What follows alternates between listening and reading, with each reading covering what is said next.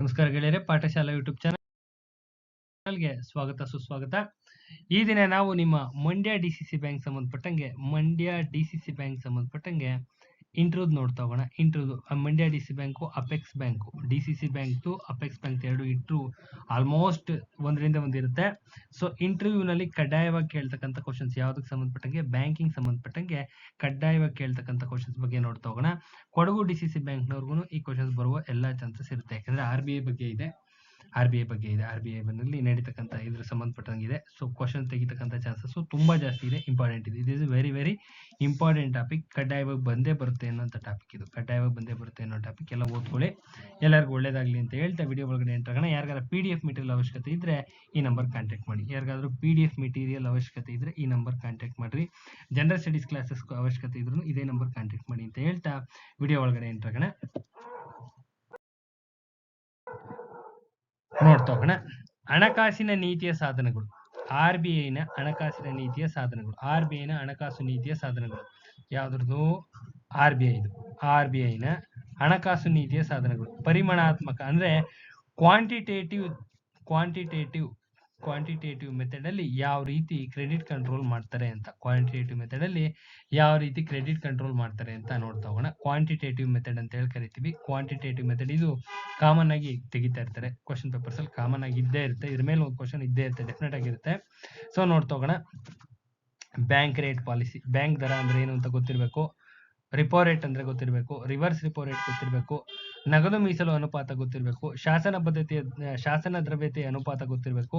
ಸೀಮಂತ ಸ್ಥಾಯಿ ಸೌಲಭ್ಯಗಳು ಮತ್ತು ಮುಕ್ತಪೇಟೆ ಕಾರ್ಯಾಚರಣೆ. ಇಂಗ್ಲಿಷ್ ಅಲ್ಲಿ ನೋಡ್ತಾ ಹೋಗೋದಾದ್ರೆ ಬ್ಯಾಂಕ್ ರೇಟ್ ಪಾಲಿಸಿ ಅಂದ್ರೆ ಏನು ಅಂತ ಗೊತ್ತಿರಬೇಕು. Bank rate policy. ಇನ್ನು repo rate, reverse repo rate, CRR ಅಂತ ಹೇಳಿ ಕರಿತೀವಿ, ಕ್ಯಾಶ್ ರಿಸರ್ವ್ ರೇಷಿಯೋ ಅಂತ ಹೇಳಿ ಕರಿತೀವಿ, ಸ್ಟ್ಯಾಟ್ಯೂಟರಿ ಲಿಕ್ವಿಡಿಟಿ ರೇಷಿಯೋ ಅಂತ ಹೇಳಿ ಕರಿತೀವಿ, ಮಾರ್ಜಿನಲ್ ಸ್ಟ್ಯಾಂಡಿಂಗ್ ಫೆಸಿಲಿಟಿ ಅಂತ ಹೇಳಿ ಕರಿತೀವಿ, ಮತ್ತೆ ಓಪನ್ ಮಾರ್ಕೆಟ್ ಸಿಸ್ಟಮ್ ಅಂತ ಹೇಳಿ ಕರಿತೀವಿ.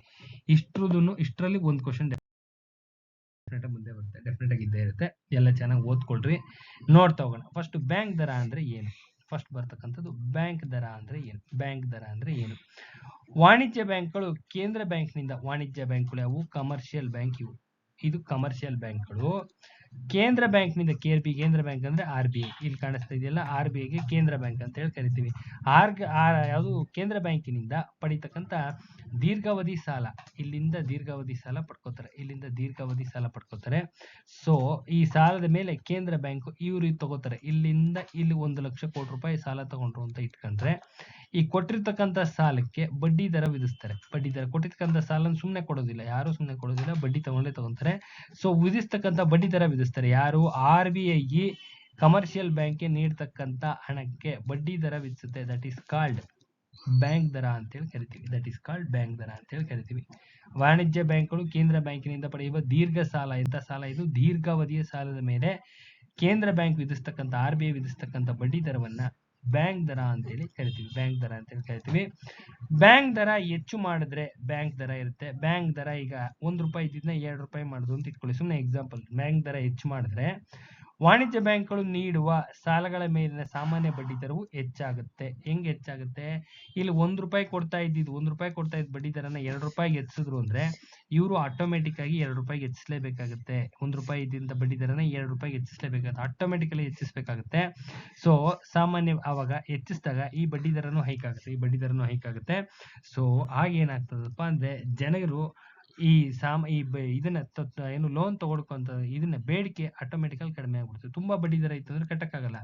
2-3% ಇಂಟ್ರೆಸ್ಟ್ ತಗೊಂಡ್ ಕಟ್ಟಕ್ಕಾಗುತ್ತಾ? ಆಗೋದಿಲ್ಲ, ಆಗೋಕತೆ ಎಲ್ಲ ಅದು.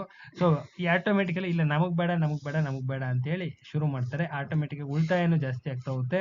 ಇದರಿಂದ ಹಣದ ಪೂರೈಕೆ ಕಡಿಮೆ ಆಗ್ಬಿಡುತ್ತೆ. ಹಣದ ಪೂರೈಕೆ ಸೊಸೈಟಿನಲ್ಲಿ ಕಡಿಮೆ ಆಗುತ್ತೆ.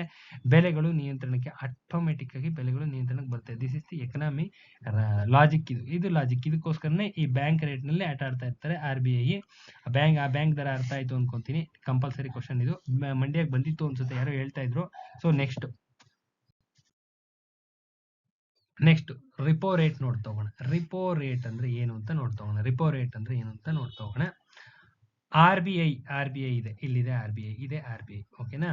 RBI ವಾಣಿಜ್ಯ ಬ್ಯಾಂಕ್ಗಳಿಗೆ ನೀಡುವ ಅಲ್ಪಾವಧಿ, ಅದು ದೀರ್ಘಾವಧಿ ಆಯ್ತು, ಇದು ಅಲ್ಪಾವಧಿ. ಇದು ಎಂತದಿದು?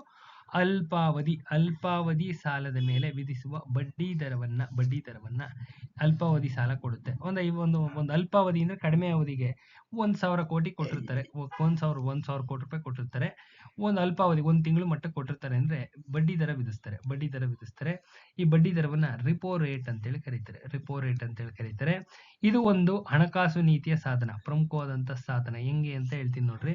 ಹಣದುಬ್ಬರದ ಸಂದರ್ಭದಲ್ಲಿ ಹಣದುಬ್ಬರವನ್ನು ನಿಯಂತ್ರಿಸೋದಕ್ಕೆ ರಿಪೋ ರೇಟ್ ಅನ್ನ ಜಾಸ್ತಿ ಮಾಡ್ತಾರೆ. ರಿಪೋ ರೇಟ್ ಬರುತ್ತಲ್ಲ, ಈ ರಿಪೋ ರೇಟ್ ನ ಆಟೋಮೆಟಿಕಲಿ ಜಾಸ್ತಿ ಮಾಡ್ತಾರೆ. ಇದರಿಂದ ವಾಣಿಜ್ಯ ಬ್ಯಾಂಕ್ಗಳು ತೆಗೆದುಕೊಂಡು ಹೋಗುವ ಸಾಲದ ಪ್ರಮಾಣ ಕಡಿಮೆ ಆಗುತ್ತೆ. ಈ ರೇಟ್ ಯಾವಾಗ ಜಾಸ್ತಿ ಆಗುತ್ತೆ, ವಾಣಿಜ್ಯ ಬ್ಯಾಂಕ್ಗಳು ಬಡ್ಡಿ ಕಟ್ಟಕ್ಕಾಗದೆ ಕಡಿಮೆ ತಗೋತಾರೆ. 1,000 ಕೋಟಿ ತಗೋತಿದ್ರೆ 500 ಕೋಟಿ ಕೊಡಿ ಸರ್ ಸಾಕು, ನಮ್ಗೆ ಇದರಲ್ಲೇ ಬ್ಯಾಲೆನ್ಸ್ ಮಾಡ್ತೀವಿ, ಇದರಲ್ಲೇ ರೊಟೇಷನ್ ಮಾಡ್ತೀವಿ ಅಂತ ಹೇಳ್ತಾರೆ. ತಗೊಂಡ್ಕೊಂಡು ಹೋಗ್ತಾ ಇಲ್ಲಿ ತಗೊಂಡ್ಬಂದ್ರೆ ಸಾಲ ವಿತರಣೆ ಜಾಸ್ತಿ ಮಾಡ್ಬೋದು, ಸಾಲ ವಿತರಣೆನೂ ಕಡಿಮೆ ಆಗುತ್ತೆ. ನೆಕ್ಸ್ಟ್ ಇದೆ ನೋಡ್ರಿ. ಮತ್ತು ವಾಣಿಜ್ಯ ಬ್ಯಾಂಕ್ಗಳು ತಮ್ಮ ಗ್ರಾಹಕರಿಗೆ ನೀಡುವ ಸಾಲದ ಪ್ರಮಾಣ ಕಡಿಮೆಗೊಳಿಸ್ತವೆ. ಇಲ್ಲಿ 1,000 ಕೋಟಿ ರೂಪಾಯಿ RBI ಇಂದ ತಂದ್ರೆ 2% ತಂದಿದ್ರೆ ಇವ್ರು ಇಲ್ಲಿ 3% ಕೊಡ್ಬೇಕು, ಲಾಭ ಇಟ್ಕೊಂಡು ನಾಗರಿಕರು ವಿತರಿಸಬೇಕು. ಇಲ್ಲೇ ಬಡ್ಡಿ ದರ ಜಾಸ್ತಿ ಆಯ್ತು ಅಂದ್ರೆ ಇಲ್ಲಿಂದ ಒಂದು 500 ಕೋಟಿ ಇವ್ರು ತರಕ್ಕೆ ಹೋಗಲ್ಲ, 500 ಕೋಟಿ ರೂಪಾಯಿ ಸಾಕಪ್ಪ, 500 ಕೋಟಿ ತತ್ತಾರೆ. ತಂದಾಗ ಇಲ್ಲಿ ಸಾಲ ಕೊಡೋ ರೀತಿ ಇದನ್ನು ಕಡಿಮೆ ಆಗ್ಬಿಡುತ್ತೆ, ಜನ ತಗೊಳ್ಳೋದು ಕಡಿಮೆ ಆಗ್ತದೆ. ಇಲ್ಲೇ 3% ಕೊಟ್ಟಿರ್ತಾರೆ ಅಂದ್ರೆ ಇವರೇ 3% ಕೊಟ್ಟಿರ್ತಾರೆ ಅಂದ್ರೆ ಇಲ್ಲಿ ಬಂದಾಗ ಇಲ್ಲಿ 4% ಅಂದ್ರೆ ಜನ ತಗೊಳ್ತಕ್ಕಂಥ ರೇಟ್ ತುಂಬಾ ಕಡಿಮೆ ಆಗ್ಬಿಡುತ್ತೆ. ಇದೇ ಆಟೋಮೆಟಿಕಲಿ ಇಳಿದೋಗುತ್ತೆ. ಸೊ ವಾಣಿಜ್ಯ ಬ್ಯಾಂಕ್ಗಳು ತಮ್ಮ ಗ್ರಾಹಕರಿಗೆ ನೀಡುವ ಸಾಲದ ಪ್ರಮಾಣವನ್ನು ಆಟೋಮೆಟಿಕಲಿ ಕಡಿಮೆಗೊಳಿಸ್ತವೆ. ಇದರಿಂದ ರಾಷ್ಟ್ರದಲ್ಲಿ ಹಣದ ಪೂರೈಕೆ ಪ್ರಮಾಣವನ್ನು ನಿಯಂತ್ರಿಸಿ ಹಣದ ಪೂರೈಕೆ ಆಟೋಮೆಟಿಕಲಿ ಕಡಿಮೆ ಆಗುತ್ತೆ. ಹಣದುಬ್ಬರ ಪ್ರಮಾಣ ಆಟೋಮೆಟಿಕ್ ಕಡಿಮೆ ಆಗುತ್ತೆ. ಏನು ಮಾಡೋದು ಬೇಡ, ಇದೊಂದು ರಿಪೋ ರೇಟ್ ಒಂದು ಅಚ್ಚುಕಟ್ಟಾಗಿ ಆಟ ಆಡ್ತಾ ಇರ್ರಿ, ಏಳ್ಸೋದು ಮಾಡ್ತಾ ಇದ್ರೆ ಇಮಿಡಿಯೇಟ್ಲಿ ನಿಮ್ಮ ಹಣದ ಪ್ರಮಾಣ, ಹಣ ಟ್ರಾನ್ಸಾಕ್ಷನ್ಸ್ ಹಂಗೆ ಆಟೋಮೆಟಿಕಲಿ ಲಿಮಿಟೇಷನ್ ಬಂದ್ಬಿಡುತ್ತೆ. ಒಂದು 15 ದಿನ, 1 ತಿಂಗಳೊಳಗಡೆ ಹಂಗೆ ಕಂಟ್ರೋಲ್ ಸಿಕ್ಕೋಗುತ್ತೆ. ಸೊ ಅದಕ್ಕೋಸ್ಕರನೇ ರಿಪೋ ರೇಟ್ ನ ಜಾಸ್ತಿ ಮಾಡೋದು, ಕಡಿಮೆ ಮಾಡೋದು ಮಾಡ್ತಿರ್ತಾರೆ. ಇನ್ನ ಬಡ್ಡಿ ದರ ಏರಿಕೆ ಮಾಡಿದ್ರೆ ಏನಾಗುತ್ತೆ ನೋಡ್ತೋಗೋಣ. ಬಡ್ಡಿ ದರ ಜಾಸ್ತಿ ಮಾಡಿದ್ರೆ RBI ನವರು ಬಡ್ಡಿ ದರ ಜಾಸ್ತಿ ಮಾಡ್ತಾರೆ ಅಂದ್ರೆ ನಕಾರಾತ್ಮಕ ಪರಿಣಾಮಗಳು ಉಂಟಾಗ್ತವೆ. ಹೆಂಗ್ ಉಂಟಾಗ್ತವೆ?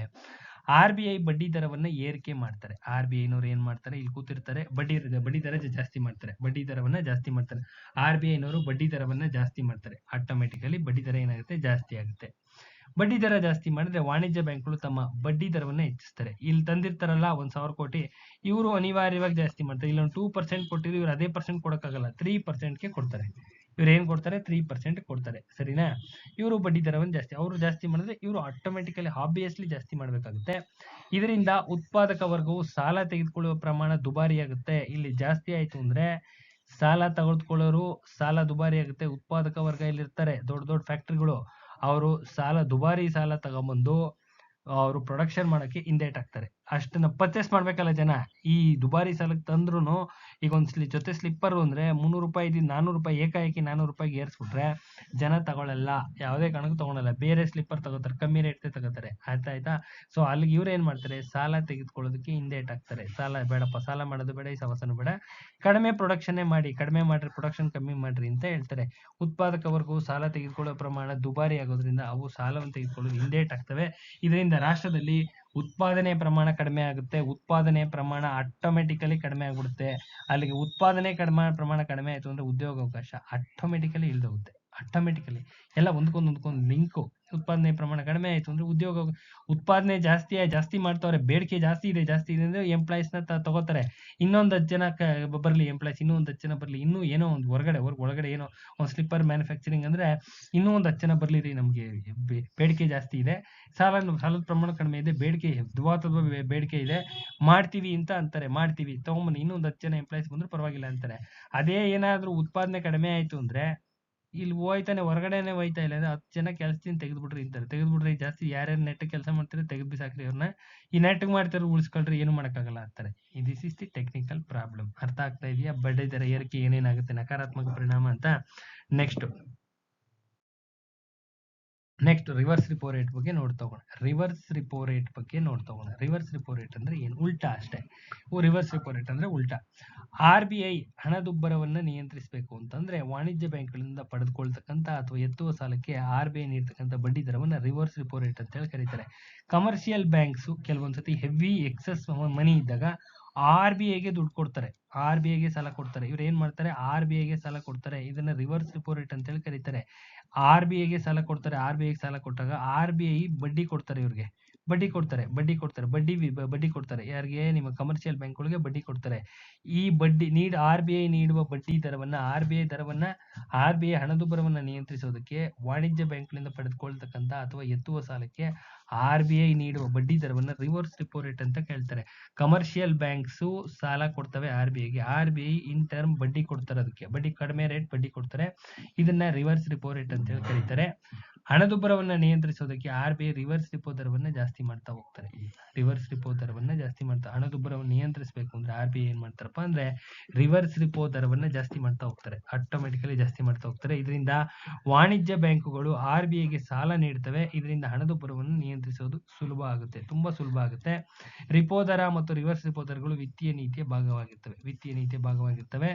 ಆರ್ಥಿಕ ವರ್ಷದಲ್ಲಿ ಆರ್ ಬಿ ಐ ತನ್ನ ವಿತ್ತೀಯ ನೀತಿಯನ್ನ ದ್ವೈಮಾಸಿಕವಾಗಿ ಮರುಪರಿಶೀಲನೆ ಮಾಡ್ತಾರೆ. ಎವ್ರಿ 2 months ಒಂದ್ಸತಿ ಅವರು ಹೆಡ್ ಬರ್ತಾರೆ, ರಿಸರ್ವ್ ಬ್ಯಾಂಕ್ ಗವರ್ನರ್ ಬರ್ತಾರೆ, ಇದನ್ನ ಹೇಳ್ತಾ ಇರ್ತಾರೆ. ಸೇಮ್ ಉಳಿಸ್ಕೊಂಡಿದೀವಿ, ಸ್ವಲ್ಪ ಜಾಸ್ತಿ ಮಾಡಿದೀವಿ, ಸ್ವಲ್ಪ ಕಮ್ಮಿ ಮಾಡಿದೀವಿ, ಇವೆಲ್ಲ ಹೇಳ್ತಾ ಇರ್ತಾರೆ. ಕಮ್ಮಿ ಮಾಡಿದ್ರೆ ನಿಮ್ಮ ಇಂಡಸ್ಟ್ರೀಸ್ಗೆ ಬೆನಿಫಿಟ್ ಆಗುತ್ತೆ, ತುಂಬಾನೇ ಬೆನಿಫಿಟ್ ಆಗುತ್ತೆ. ಯಾವಾಗ ಈ ಇಂಟ್ರೆಸ್ಟ್ ರೇಟ್ ಎಲ್ಲ ಕಡಿಮೆ ಆಗುತ್ತೆ, ಪ್ರೊಡಕ್ಷನ್ ಜಾಸ್ತಿ ಆಗುತ್ತೆ. ಇಂಟ್ರೆಸ್ಟ್ ರೇಟ್ ಕಡಿಮೆ ಆಗುತ್ತೆ, ಪ್ರೊಡಕ್ಷನ್ ಆಟೋಮೆಟಿಕಲಿ ಜಾಸ್ತಿ ಆಗ್ತಾ ಹೋಗುತ್ತೆ. ಸಪೋಸ್ ಏನಾದ್ರು ಜಾಸ್ತಿ ಮಾಡಿದ್ರು ಅಂದ್ರೆ ಪ್ರೊಡಕ್ಷನ್ ಆಟೋಮೆಟಿಕಲಿ ಎಫೆಕ್ಟ್ ಆಗುತ್ತೆ. ಕೆಲಸದಿಂದ ತೆಗಿತಾರೆ. ಸೊ ಅರ್ಥ ಆಗಿದೆ ಅನ್ಕೊಂತೀನಿ. ಇದು ಇಂಪಾರ್ಟೆಂಟ್ ಇದೆ. ಎಲ್ಲರೂ ಚೆನ್ನಾಗಿ ಓದ್ಕೊಳ್ಳಿ ಅಂತ ಹೇಳ್ತಾ ವಿಡಿಯೋನ ಇಲ್ಲಿ ಎಂಡ್ ಮಾಡ್ತಾ ಇದೀನಿ. ನಾನು ಇನ್ನೊಂದು ವಿಡಿಯೋ ಜೊತೆ ಬರ್ತೀನಿ. ಯಾರೆಲ್ಲ ಚಾನಲ್ ಸಬ್ಸ್ಕ್ರೈಬ್ ಮಾಡ್ರಿ, ವಿಡಿಯೋನ ಮ್ಯಾಕ್ಸಿಮಮ್ ನಂಬರ್ ಪೀಪಲ್ ಶೇರ್ ಮಾಡ್ರಿ. ಮತ್ತೆ ಇನ್ನೇನಾದ್ರು ಡೌಟ್ಸ್ ಇದ್ರೆ ಮೆಸೇಜ್ ಮಾಡ್ರಿ, ವಿಡಿಯೋಸ್ ಮಾಡಾಕ್ತೀನಿ. PDF ಮೆಟೀರಿಯಲ್ ಯಾರಿಗಾದ್ರು ಅವಶ್ಯಕತೆ ಇದ್ರೆ, ಯಾರಿಗಾದ್ರು ಚೆನ್ನಾಗಿ ಓದೋ ಇಂಟ್ರೆಸ್ಟ್ ಇದ್ದು ಅವಶ್ಯಕತೆ ಇದ್ರೆ ಖಂಡಿತವಾಗ್ಲೂ ತಗೊಳ್ಳಿ. ಒಳ್ಳೆ ಸ್ಕೋರ್ 100% ಆಗುತ್ತೆ. ಬೈಲಹೊಂಗಲ, ಕುಮಟಾದವ್ರು ಯಾರಿಗಾರು ಅವಶ್ಯಕತೆ ಇದ್ರೆ ತಗೊಳ್ಳಿ, ಅವಶ್ಯಕತೆ ಇದ್ರೆ ಮಾತ್ರ ತಗೊಳ್ಳಿ. ವಿಡಿಯೋಸ್ ಇನ್ನೂ ಇದಾವೆ, ನೀವೇ ನೋಟ್ಸ್ ಯಾವ ತರ ಮಾಡ್ಕೋಬಹುದು ಅಂತಾನು ವಿಡಿಯೋಸ್ ಇದಾವೆ. ಮಾಡ್ಕೊಳ್ಳಿ, ದಯವಿಟ್ಟು ಮಾಡ್ಕೊಳ್ಳೋ ಕಡೆ ಫಸ್ಟ್ ಪ್ರಿಫರೆನ್ಸ್ ಮಾಡ್ಕೊಳ್ಳೋ ಕಡೆ ಇರಲಿ. ನೀವೇ ಮಾಡಬೇಕು, ನೀವೇ ಮಾಡಿದ್ರೆ ಇನ್ನೂ ಚೆನ್ನಾಗಿ ನೆನಪಲ್ಲಿ ಉಳಿಯುತ್ತೆ. ನೀವೇ ಮಾಡಿ. ಎಲ್ಲ ಮೆಟೀರಿಯಲ್ ತಗೊಬನ್ನಿ, ಎಲ್ಲ ಮೆಟೀರಿಯಲ್ ಯಾವ್ದು ನಿಮ್ಮ ಕೋಆಪರೇಟಿವ್ ಎಷ್ಟು ಬುಕ್ಸ್ ಇದಾವೆ ಅಷ್ಟು ತಗೊಬನ್ನಿ. ಅದರಲ್ಲಿ ವಿಶ್ವ ಸಹಕಾರಿಗೆ ಸಂಬಂಧಪಟ್ಟಿರ್ತಕ್ಕಂಥ ಇಂಪಾರ್ಟೆಂಟ್ ನೋಟ್ಸ್ ಎತ್ಕೊಳ್ಳಿ. ಭಾರತದ ಸಹಕಾರಕ್ಕೆ ಸಂಬಂಧಪಟ್ಟಂತ ಇಂಪಾರ್ಟೆಂಟ್ ನೋಟ್ಸು, ಮತ್ತೆ ಕರ್ನಾಟಕ ಸಹಕಾರಿಗೆ ಸಂಬಂಧಪಟ್ಟಂತ ಇಂಪಾರ್ಟೆಂಟ್ ನೋಟ್ಸು, ಇಷ್ಟು important notes. Next banking notes, ಅರ್ಥ ಆಗ್ತಾ ಇದೆಯಾ? ಇದಿಷ್ಟು ತಗೋಬೇಕು. 1959 ಆಕ್ಟ್ ಅಲ್ಲಿ ಇಂಪಾರ್ಟೆಂಟ್ ಆರ್ಟಿಕಲ್ಸ್ ಇಷ್ಟು ತಗೋಬೇಕು. ಹೆವಿ ಇರುತ್ತೆ ಇದು. ಇದರಲ್ಲಿ ಇಂಪಾರ್ಟೆಂಟ್ ಎಕ್ಸಾಮಿನೇಷನ್ಗೆ 1000% ಬರುವಂತದ್ದು ಮಾತ್ರ ಮಾರ್ಕ್ ಮಾಡಿ ಈ ರೀತಿ ಪೇಂಟ್ ಮಾಡ್ಕೊಂಡು ಬಿಟ್ಕೊಳ್ರಿ. ಅರ್ಥ ಆಗ್ತಿದೆ? ಇಷ್ಟರಿಂದಾನು ಎಷ್ಟು ಬುಕ್ಸ್ ಇದಾವೆ ಅಷ್ಟರಲ್ಲೂ ಇಂಪಾರ್ಟೆಂಟ್ ಪಾಯಿಂಟ್ ಒಂದು 3-4 ತರ ಬುಕ್ಸ್ ಸಿಗ್ತವೆ ನಿಮ್ಗೆ ಮಾರ್ಕೆಟ್ ಅಲ್ಲಿ. 3-4 ತರ 4 ತರ ತಂದು, ಯಾಕಂದ್ರೆ ಮೆಟೀರಿಯಲ್ ಅವೈಲೇಬಲ್ ಇಲ್ಲ, ಕೋಆಪರೇಟಿವ್ ಮೆಟೀರಿಯಲ್ ಅವೈಲೇಬಲ್, ಪಕ್ಕಾ ಮೆಟೀರಿಯಲ್ ಅವೈಲೇಬಲ್ ಇಲ್ಲದೆ ಇರೋ ಕಾರಣದಿಂದ ಹೇಳ್ತಾ ಇದ್ದೀನಿ. ತಗೊಂಬನ್ನಿ, ಎಲ್ಲ ಇಂಪಾರ್ಟೆಂಟ್ ಬಂದೇ ಬರುತ್ತೆ. ಕನ್ಫರ್ಮ್ ಆಗಿರುವಂತದ್ದೆಲ್ಲ ಮಾರ್ಕ್ ಮಾಡ್ರಿ, ಅಚ್ಚುಕಟ್ಟಾಗಿ ಮಾರ್ಕ್ ಮಾಡ್ಕೊಂಡು ಇಟ್ಕೊಳ್ರಿ, ಪಕ್ಕಾ ಬಂದೇ ಬರುತ್ತೆ ಅಂತಕ್ಕಂಥದ್ದು. ಪ್ಲಸ್ ಈ 4 ಬುಕ್ಕಲ್ಲಿ ಕ್ವಶನ್ ಪೇಪರ್ಸ್ ಇದಾವೆ, ಎಲ್ಲ ಸಾಲ್ವ್ ಮಾಡ್ರಿ. ಪ್ರತಿಯೊಂದನ್ನು ಹಿಂದೆಗಡೆ ಆನ್ಸರ್ ಕೀ ಕೊಟ್ಟಿದ್ದಾರೆ.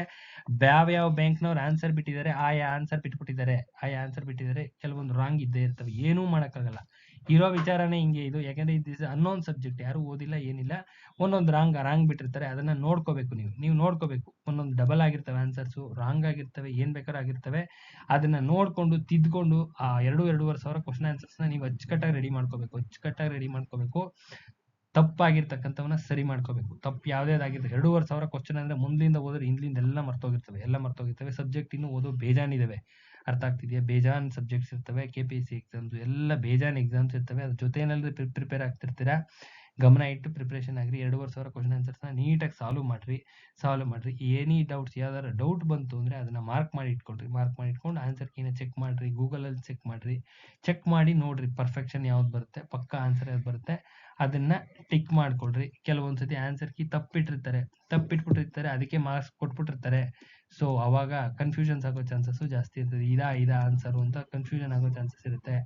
ಇವೆಲ್ಲ ಸಮಸ್ಯೆಗಳು ಇರ್ತವೆ. ಪರ್ಫೆಕ್ಷನ್ ಆನ್ಸರ್ ಬರ್ಲಿ ಅಷ್ಟೇ. ಒಂದು ಪರ್ಫೆಕ್ಷನ್, ಒಂದು ಕನ್ಕ್ಲೂಷನ್ ಬನ್ರಿ, ಇದು ಪರ್ಫೆಕ್ಷನ್ ಅಂತ ಟಿಕ್ ಮಾಡಿ ಬನ್ನಿ. ಸೊ ಎಲ್ಲ ಹೇಳಿದೀನಿ, ಮಾಡ್ಕೊಳ್ಳಿ. ಯಾರಿಗಾರು ಗೊತ್ತಾಗ್ಲಿಲ್ಲ ಅಂದ್ರೆ PDF ಮೆಟೀರಿಯಲ್ ಅವೈಲೇಬಲ್ ಇದೆ, ತಗೊಂಡು ಓದಿ. ಯಾರಿಗಾರು ತೀರಾ ಮೀರಿ ಗೊತ್ತಾಗಿಲ್ಲ ಅಂದ್ರೆ ತಗೊಂಡು ಓದಿ. ಪಕ್ಕಾ ಇದೆ ಮೆಟೀರಿಯಲ್, ಒಳ್ಳೇದಾಗ್ಲಿ ಅಂತ ಹೇಳ್ತಾ ವಿಡಿಯೋನ ಇಲ್ಲಿ ಎಂಡ್ ಮಾಡ್ತಾ ಇದೀನಿ. ನಾಳೆ ಇನ್ನೊಂದು ವಿಡಿಯೋ ಜೊತೆ ಬರ್ತೀನಿ. ನಮಸ್ಕಾರ.